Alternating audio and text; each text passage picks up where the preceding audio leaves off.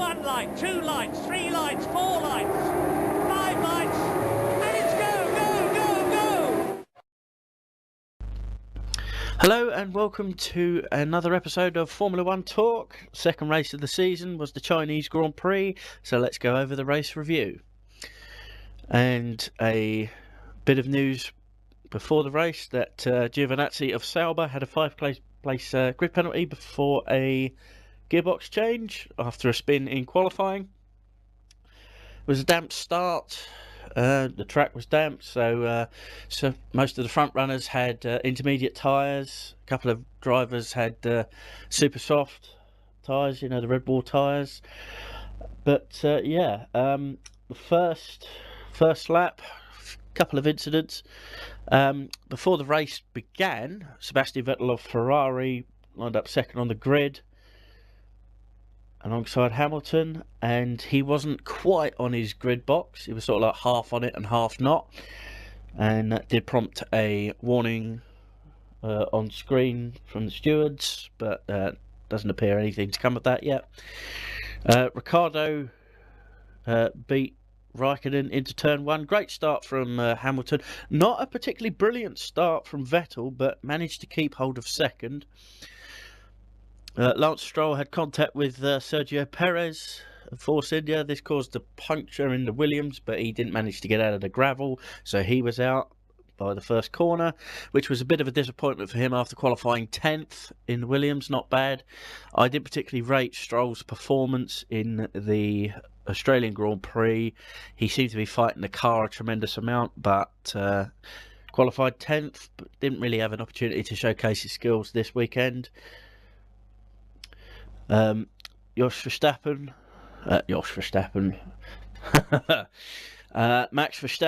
of Red Bull up to P7 by the end of the first lap, and that was very, very impressive. Virtual safety car because of Lance Stroll being stuck in the gravel on lap 2. And when the virtual safety car ended, Giovinazzi then again spun, lost traction on the damp track and spun out on the start-finish line. Hefty crash, lost the front wing and much of the chassis as well. He got out, he was perfectly fine, but this brought out the safety car, the proper safety car, not the virtual one. And in the meantime, Valtteri Bottas of Mercedes had a spin. This pushed him back down the order and affected his race quite badly. Safety car, because of the crash from Giovinazzi of Sauber, had to lead the cars through the pit lane, which is a little bit unusual. I mean, it's only happened a couple of times before to my knowledge, and I've been watching F1 for about 25 years, and I don't remember seeing it a tremendous amount. So that took a few laps to clean. Lap 8 is when the race restarted, and Sergio Perez of Force India passed Felipe Massa and Danny Kvyat, and Verstappen passed Raikkonen on the restart. So all that happened on the same lap. Really interesting lap once it got going again. Lewis Hamilton pulls away by lap 11. Verstappen passes Ricciardo for second, and the two Ferraris and the two Red Bulls were positions 4 and 5, and the Red Bulls were second and third after the race restart, and they were astern. All 5 cars were in the same picture, and compared to the past few years, that was a great image to see. Lap 12, Hulkenberg and Ericsson had a warning on the bottom of the race control screen, passing under safety cards. By lap 16, Hulkenberg had a 5-second grid penalty. A lap later, he was given a further 10 seconds. So bad race for Hulkenberg. Stoffel van Dorn in the McLaren was out by lap 19 with a fuel issue. Lap 20, Danny Kvyat out with a power steering failure.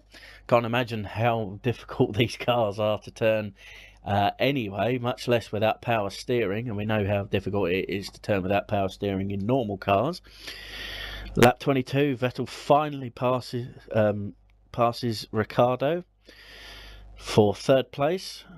Lap 30, Max Verstappen pits after previous lap lockup. He was trying to defend his position and he just locked up, so Vettel managed to pass him for second. Lap 33, Verstappen passes Bottas after the pit stop. Fresher tyres was the answer for this one. Daniel Ricciardo pits on lap 34 and Carlos Sainz passes Alonso, the two Spaniards having a go out on track. And you could see as the cars were passing the McLarens, McLarens had no answer to anything that any other team could throw at them.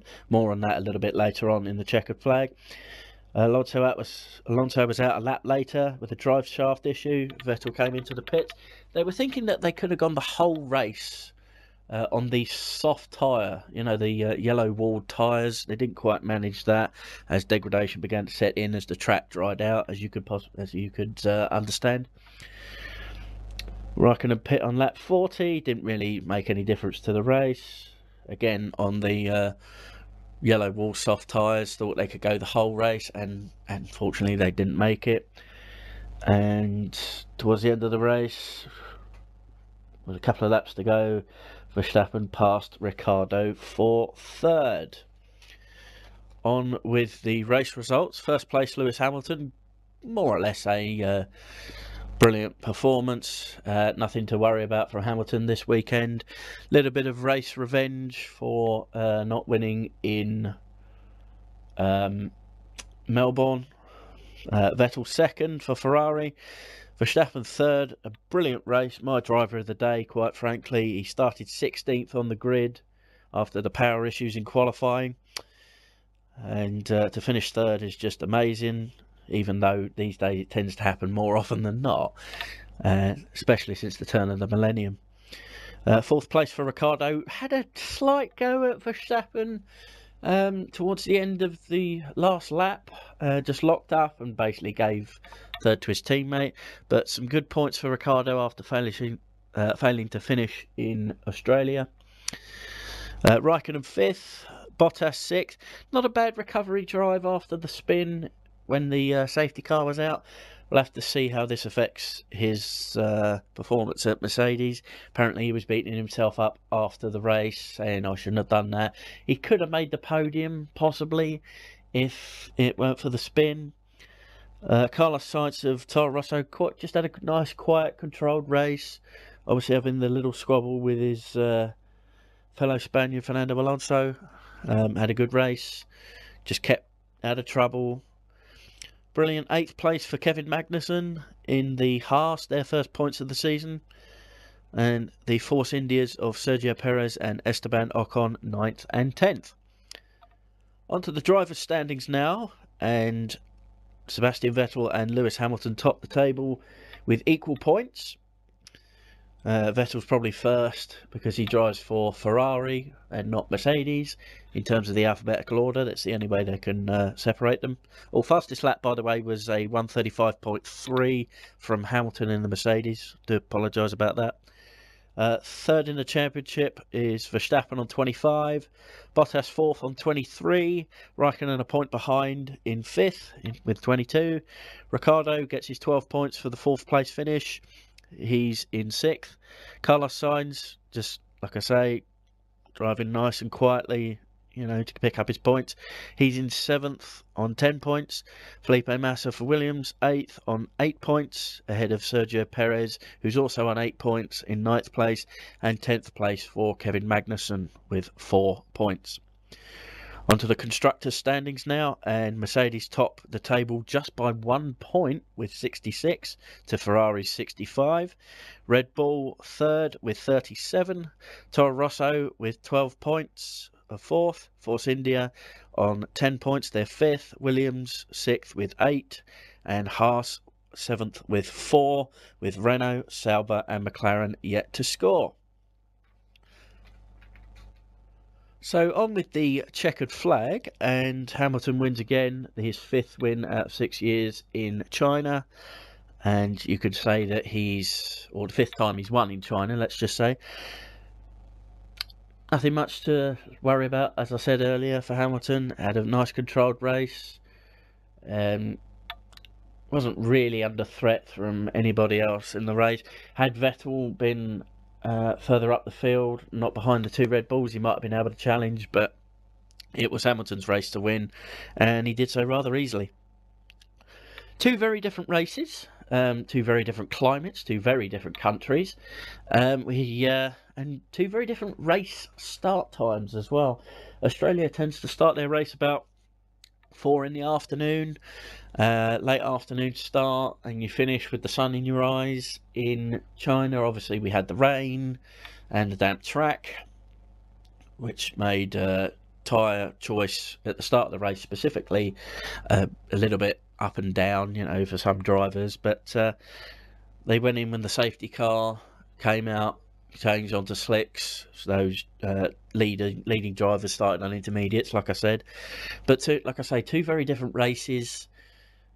You can clearly see that we're not going to draw too much from either race, because both races have not been dry, both races have not been changeable conditions, so we still can't draw massive amounts from these first 2 races. Force India, double points finish. You've got to be happy with that as a mid-ranked team. Penalties to Hulkenberg, passing under the safety car or passing under yellow flags, speeding in pit lanes. You got to say, mistakes. I think Hulkenberg could have had the points finish for Renault. They desperately need it, because you have to see that teams like Renault and McLaren need these points finishes, otherwise their engine partners may just vanish from Formula One, so it's not good. It's basically the same as Mercedes back in 2010 when they became a constructor rather than just an engine maker in 2010. You have to have good results, otherwise it's not financially viable for these teams to continue, or these engine manufacturers to continue. It's why we don't see Ford with an engine currently. McLaren, what more can I say about McLaren really than I haven't said already so far this year on Formula One Talk? You can basically say that Honda need to pick up the pace, and fast. China is home to one of the longest straights in Formula One, and the DRS, you could basically guarantee passing with that DRS. Wasn't as much passing this weekend, but you could clearly see the speed differential between the Honda engine and the other engines out there, the Tag Heuer, the Renault, the Ferrari, and of course the Mercedes. And I realised that the Tag Heuer is a sort of like a sub-engine part of Renault, but they're still supplying. But you can clearly see the disadvantage the Honda has on the straights. Now, a circuit like Monaco, possibly Hungary as well, Hungaroring, you might well see the McLarens fare a little bit better. But with circuits with really long straights, like Spain, for example, where Alonso will want to do better, McLaren are just going to suffer. And it just begs the question, why have Honda produced an engine that is worse than last year? The same engines are being used since 2014, and Honda have produced a piece of crap, really. And I don't want to shout expletives on Formula One Talk, but quite frankly, the engine it's awful. It really is bad. Carlos Sainz, as I say, just keeping out of trouble. Nice, calm, quiet drive. He's more composed, I personally think, than his teammate Danny Kvyat. Just gets on with it, puts his head down, concentrates on what he can do and what he can't. Obviously what he can't do, he doesn't bother with it. So good race from Sainz. Like I say, my driver of the day obviously was Verstappen of Red Bull, from 16th to 3rd. Can't argue with that. He was 7th by the end of the first lap. It's great racing. And my last comment with regards to what we have seen so far in 2017 is just that the ultimate race pace tends to be 3.5 to 4 seconds slower than low fuel runs, which is fair enough. These cars are starting with 105 kilos of fuel. They are fully loaded, which means the times are never going to be that great. But you have to take into consideration that the tyres will wear down when they're setting lap records in practice and qualifying. You have to see that the cars are barely fueled. They're fueled for low fuel. They're fueled, to get the fastest possible time. So race pace, in the race, we're not going to see lap records fall this season. But, that's neither here nor there. It's nice to see these cars going faster, but, pole position was a 131.6, and the fastest lap, as I say, was a 135.3. So, we're talking nearly 4 seconds slower, 3.5 seconds slower. So we've got that to think about as the races go on. Tyres and teams and cars will get faster throughout the season with development and upgrades, things like that. But so far so good for the new season. We're seeing a lot more close fighting amongst the cars. The better teams are still quicker than the majority of them. Ferrari seem to be back on the pace in terms of not being in the same league as Mercedes, even though Vettel did finish second, so points are exactly the same in terms of the Drivers' Championship. But we will see, one team probably go ahead. Comments in commentary say that Ferrari are probably one development away from matching speed with Mercedes, so that'll be interesting to see if they could do that at Maranello. But pretty good race. Not tremendously exciting once the track dried out, but we've got a good season ahead, I think, and obviously that's motivated me to restart filming these videos or recording these videos, and hopefully we'll have a good season. So that's about it for this edition of Formula One Talk. I thank you very much for watching. Like, comment and subscribe, as it says on the video there in front of you.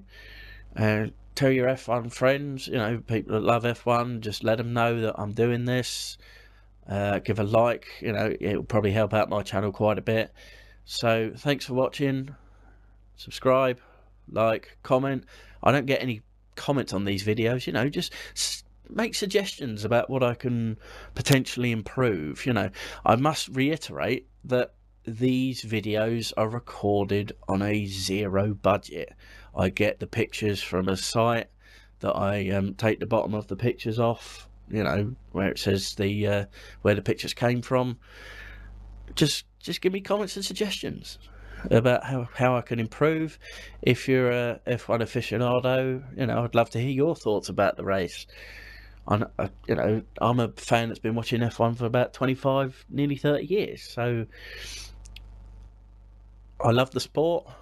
I think it's getting back to what it needs to be, and that's racing rather than a business. I mean, it will always be a business. It will always make money for its so-called owners or whatever, but it needs to be a sport first and foremost, and I think we're just getting there. So thanks for watching, as I said again, and I'll see you next week about this time for the Bahrain Grand Prix review.